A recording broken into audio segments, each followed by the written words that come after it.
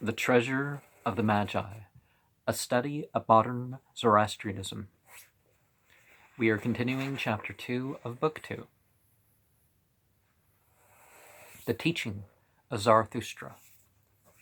Whoso, O Mazda, makes his thought now better, now worse, and likewise his self by action and by word, and follows his own inclinations, wishes, and choices, he shall, in thy purpose, be in a separate place at the last.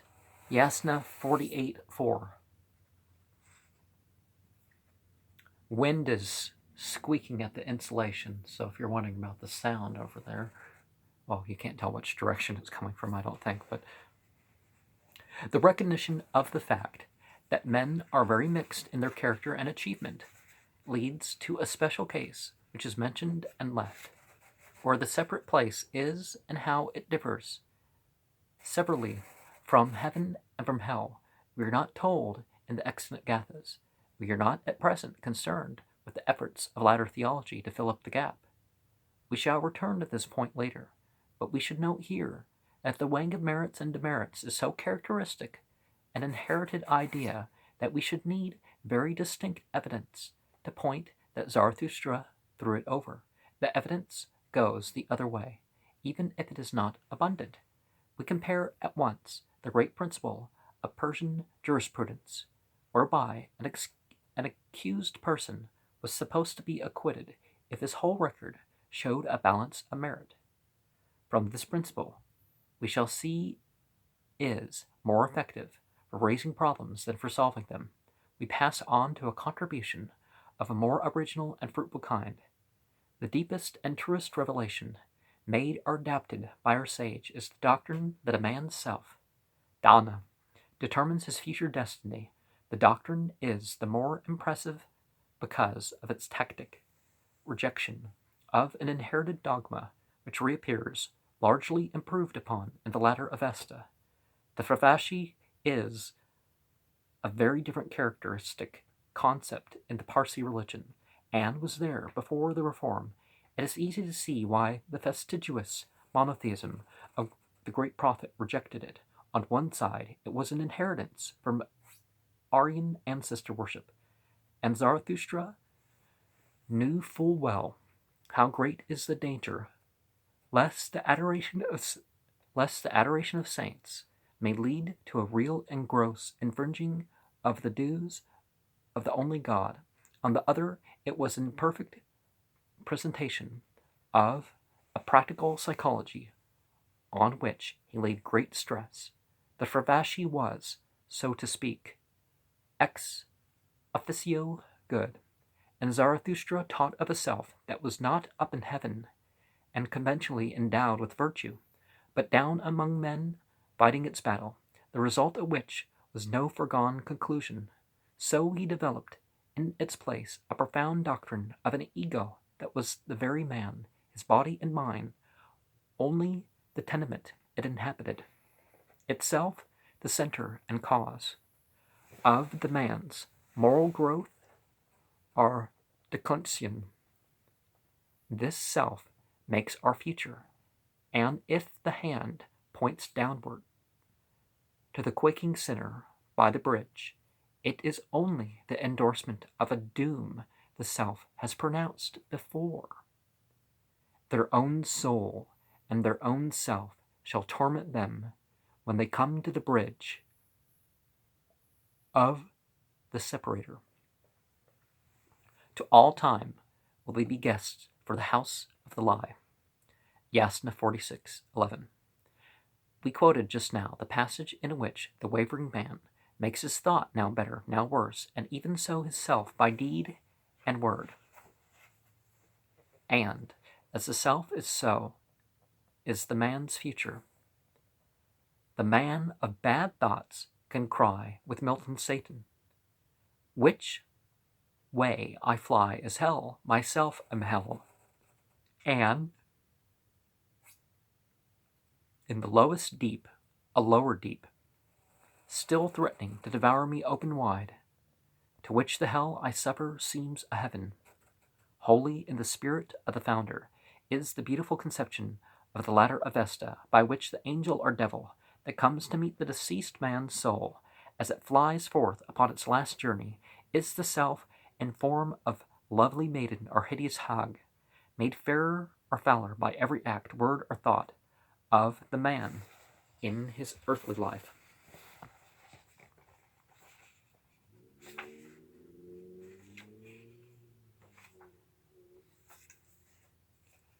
Naturally, the Gathas have not a little of the more obvious portrayal of the horrors of retribution. The figures used, partially the same as those in the Bible. Fire cannot be turned into a parable of torment quite so readily, since it is so very sacred a symbol. But the stanza quoted above, Yasna 43:4, is not far from the Old Testament phrase about everlasting burnings, which symbolize God's awful holiness. The Gathic hell is the worst existence, the house of the lie, or of the worst thought. It is full of darkness and sad voices, stench, foul food. One typical verse will suffice.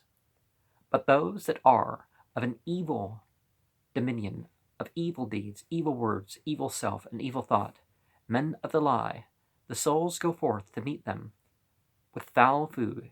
In the house of the lie they shall meet inhabitants.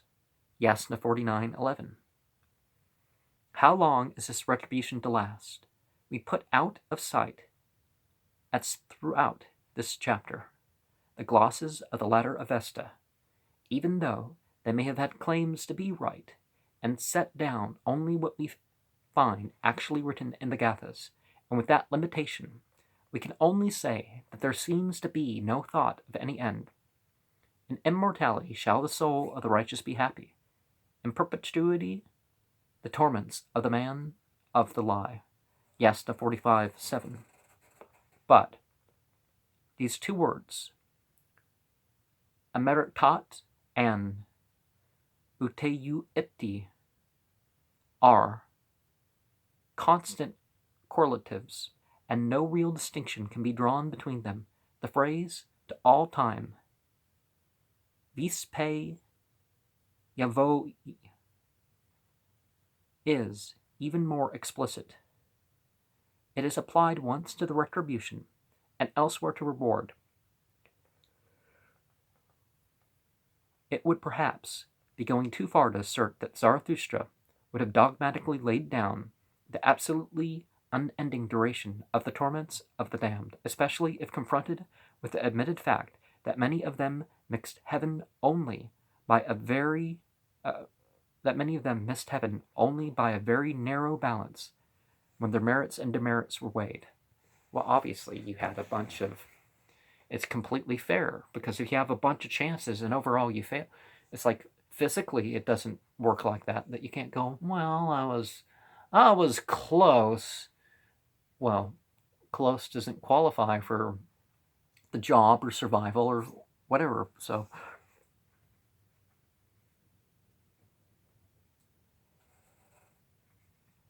His imagery leaves no room for any graduations of punishment.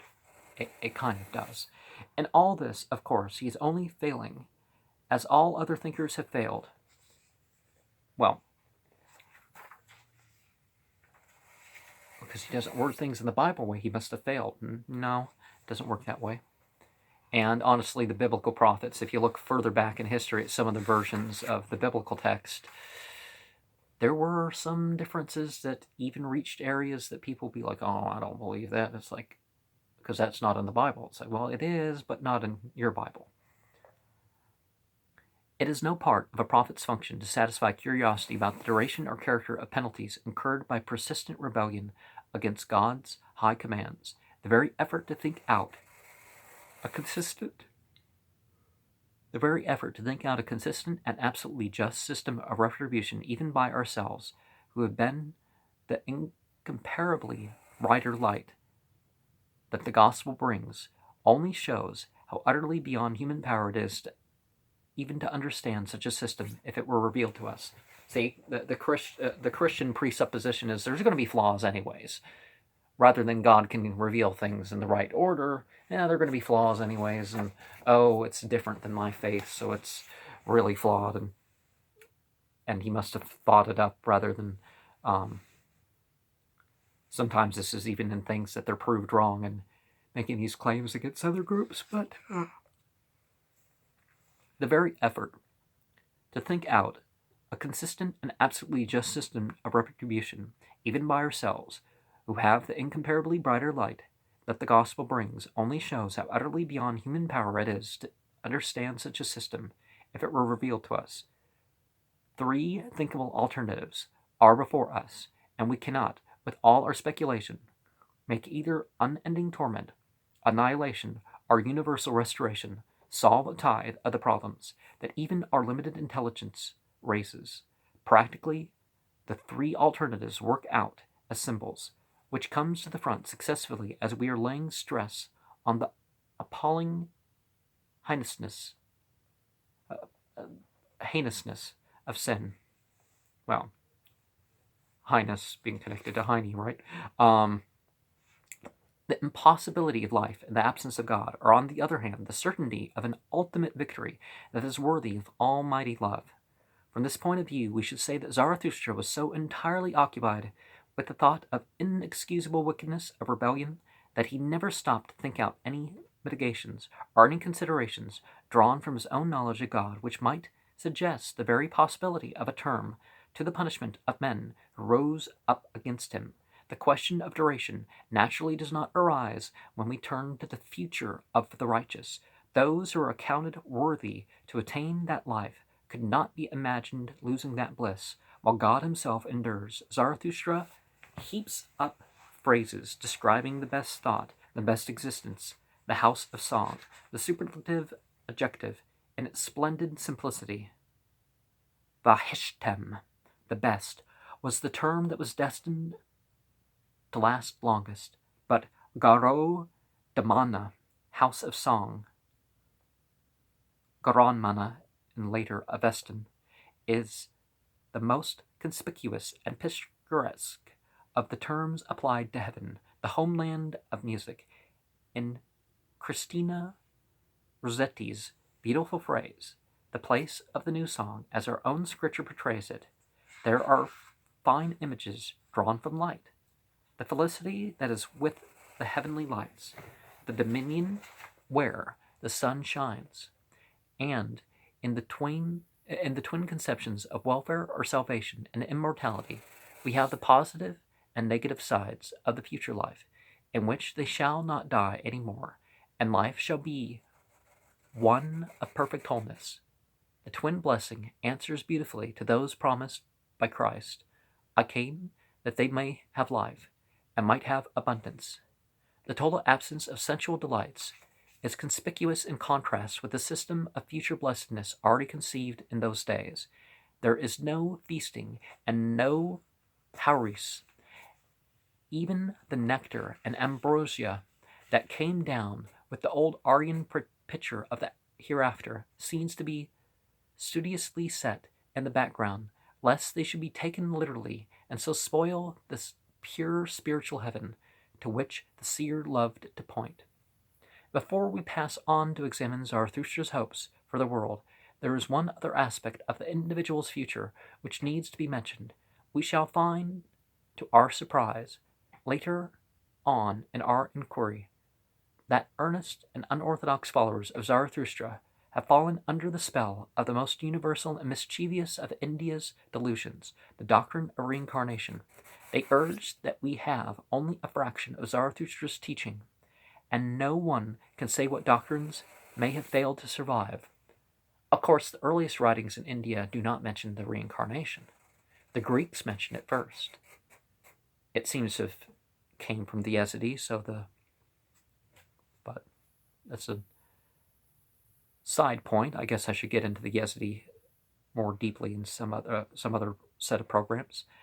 That may be admitted, but so great a thinker must have been consistent, and a purely hypothetical lost doctrine may not flatly contradict the teaching that does survive, since the Gathas wholly ignore the Fervashis, whose pre-existence is made the basis of this unhappy superstructure. The possibilities of a plausible case are clearly not rosy. It will be enough here to point out that the Gathas leave no possible opening. The self is, as we have seen, the determining factor.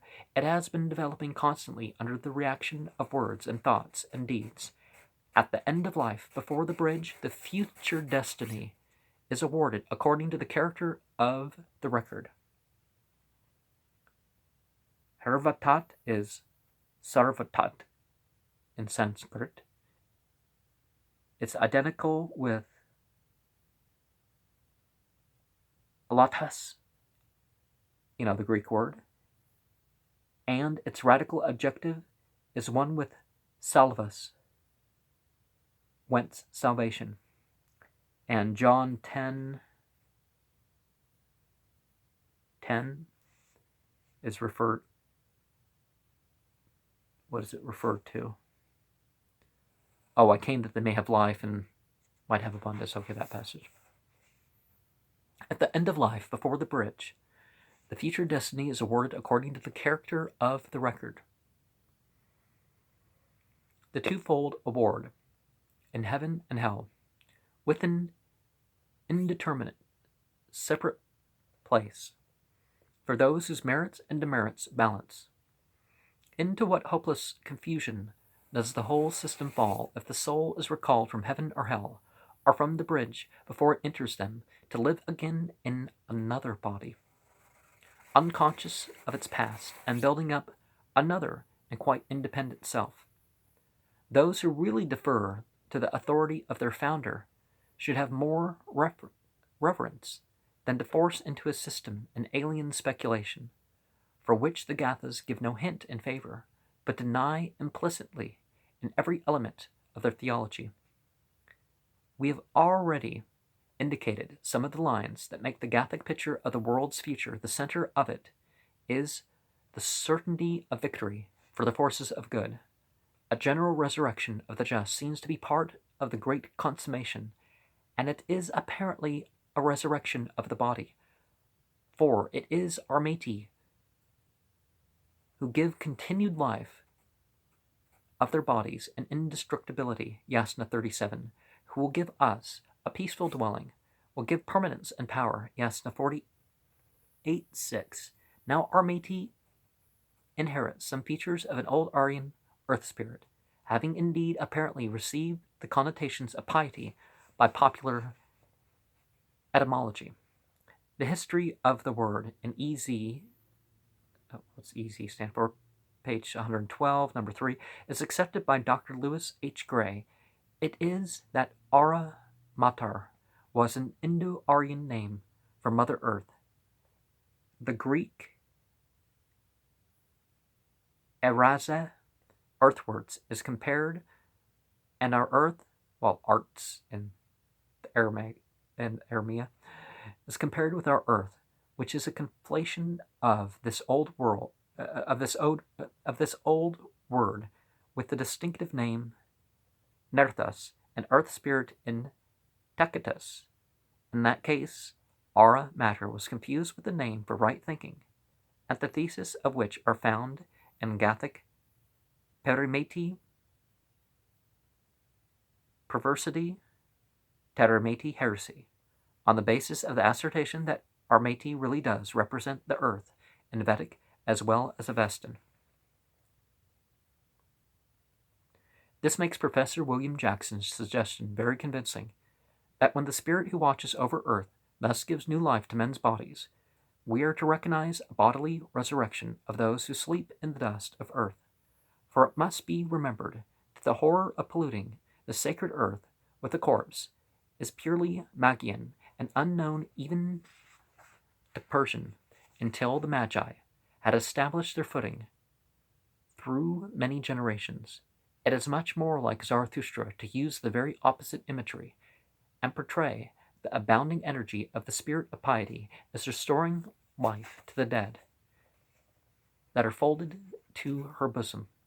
Apart from the apocalyptic imagery of the fire and the molten metal, we find in the Gathas the most fundamental hope for the world's future, based on a principle thoroughly characteristic of the system.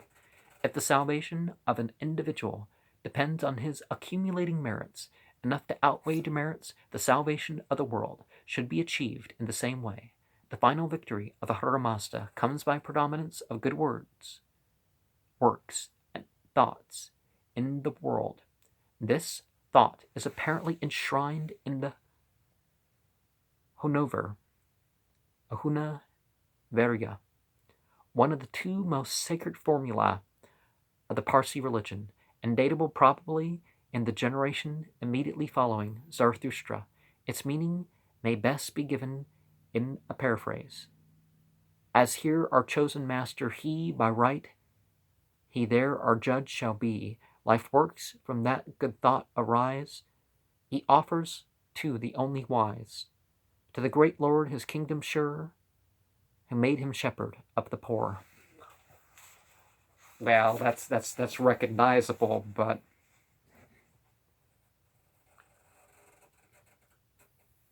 Lord of life, and yeah, it's recognizable what they're trying to say, but it's the life works of good thought are the merits of the pious, which their divinely appointed teacher has prompted. They are presented to Mazda, and when his treasury is full, they ensure the coming of his kingdom. So in Yasna 49:10, and this, O Mazda, will I put in thy care within thy house, the good thought and the souls of the righteous, their worship, their piety, and zeal, that thou mayest guard it, O thou of mighty dominion, with abiding power. It is the prophet's own function, then, to keep watch over the heavenly treasury, to plead for his people, that nothing of their merits be lost, and this is not merely for the salvation of the pious themselves, but for the establishing of a dominion of Mazda in the world. By this, and by his preaching of the truth, he claims to be among those who will deliver the world. Well, certainly the religious guides, much more than any other thing. I mean, we're all going to die. We got to deal with that. But the real us that survives the body, well, no matter how many lives you save physically, it's if you save one spiritually. I'm not downplaying that. You definitely go out and save a lot.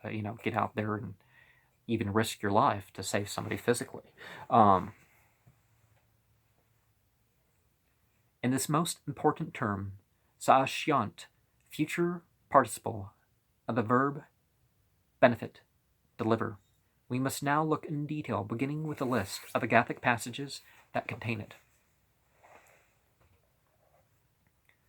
We take first its occurrences in the singular. Let the revelation of good thought be confirmed unto me. The future deliverer should know how its own destiny shall be. Yasna 48:9. That second little number. Then let them seek the pleasures of Mazda, even the Kavi Vishtaspa and Zarathustra's son, the Spitama, and Fresh Ashtra, making straight the paths for the religion of the future deliverer, which Ahura ordained. Yasna 53:2. Whoso, therefore, in the future lightly esteemeth the Davas and those mortals who lightly esteem him, unto him shall the holy self of the future deliverer, as lord of the house, befriend, brother, or father, O Mazda Ahura. Yasna 45:11.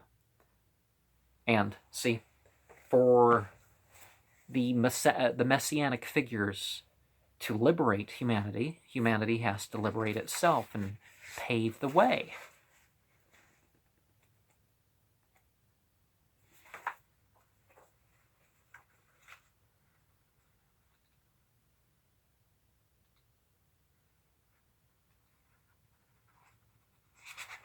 Okay, let's see how many.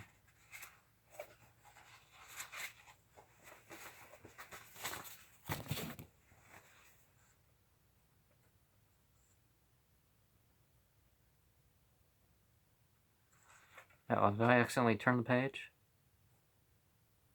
Okay, yeah. Other instances are plural. When Mazda shall, the sun risings come forth for the world's winning of right, through the powerful teachings of the wisdom of the future deliverers. Who are they to whose help good thought shall come? Yasna 46:2. Oh, no, it's 3.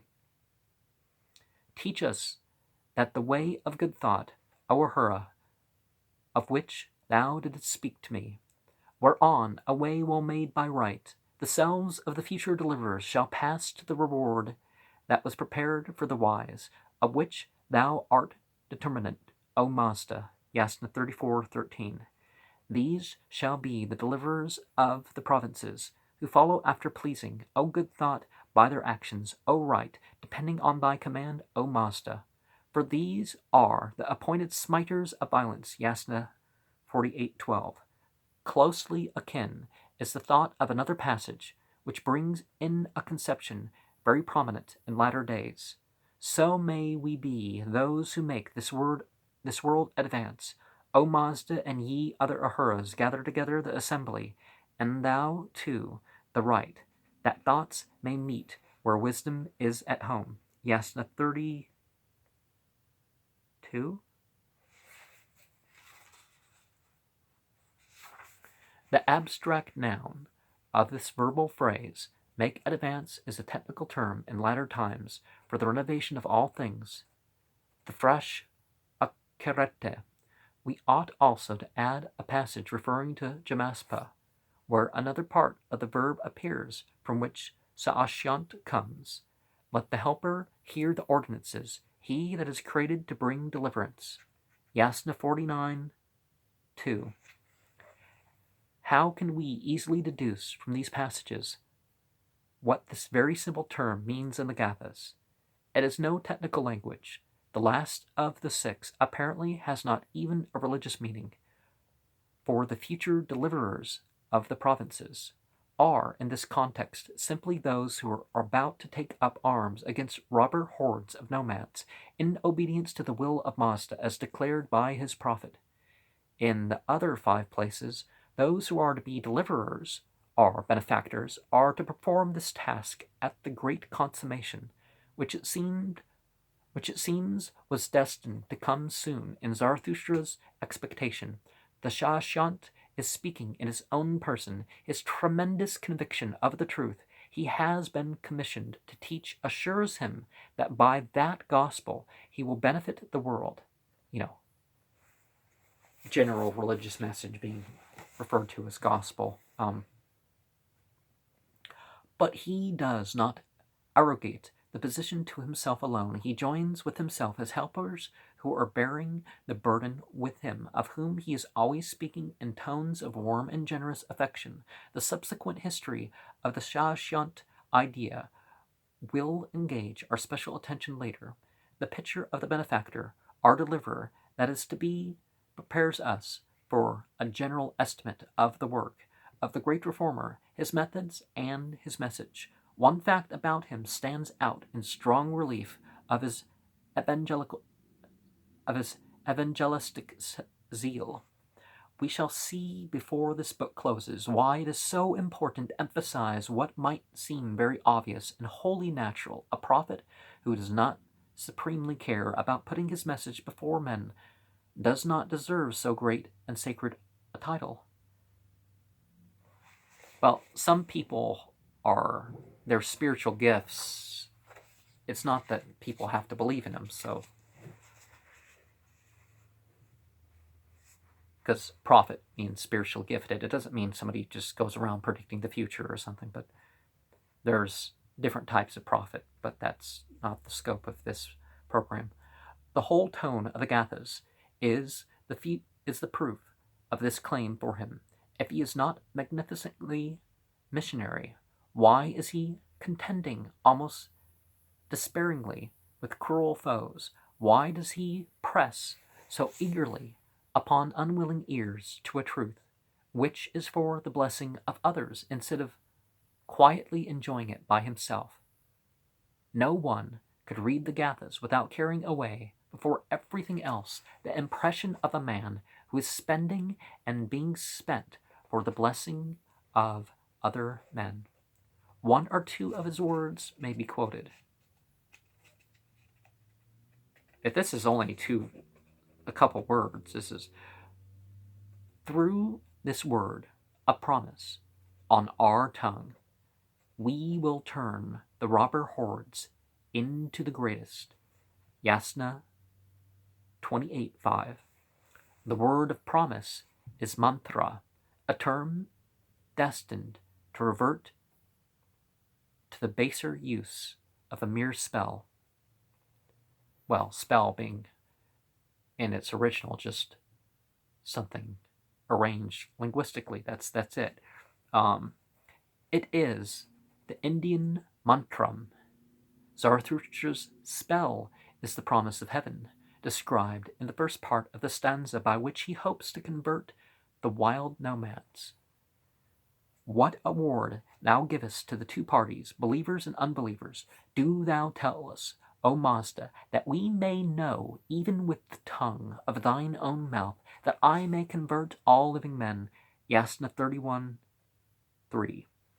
If an understanding man should be able to hold one who comes over from his vow, and his ties of faith himself having brought him thereto, and living after the ordinance, a righteous man converting a man of the lie, then shall he tell it to the nobles, that they may protect from injury, O Mazda Ahura. Yasna 46:3.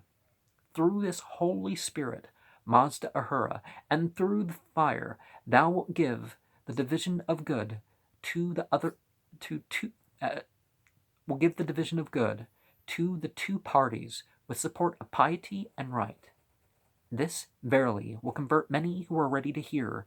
Yasna 47:6. The lines of his preaching may be easily constructed afresh from our knowledge of the so-called barbarians, whose descendants roam the same regions today and behave in the same fashion towards peaceful agricultural folk, especially if there is to excuse of religious apostasy available. There's actually no country that allows people to be hurt for blasphemy and apostasy and stuff. There's something else connected to it.